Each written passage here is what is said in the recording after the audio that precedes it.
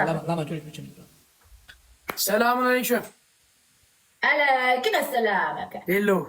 Hello baby. Ne haber çocuğum? İyiyim sağ olun siz. Nasılsın evladım? İyiyiz biz de geçiniyoruz.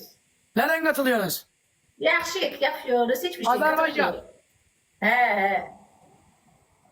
Türkiye ben de Türkiye. Esra var da sen de koşul bize. Can. Güzel. Yes.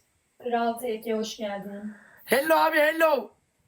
Çok ne iş? Abi Luadik çocuğum. Çok ne iş? Çiş kardeş, kovramacı. Abi şu anda Luadik. Hoş geldin. Çiş kardeş, kovramacı. Anladım. Fazla İngilizcem yok abi fazla. Aa, o problem değil. Kovramacı Çocuğum işte. arkadaki kadına Twitter'ı TikTok'u verme. Kovramacı iş. Çön bile. İçlik oynamıyoruz çocuğum biz. Varsa arkadaki kadının bu TikTok'u gelsin oynayalım. Dörtlü oynayalım. Kovramacı iş. Tuğba. Ya yapma elinden. Değil, İngilizcem yoktu değil.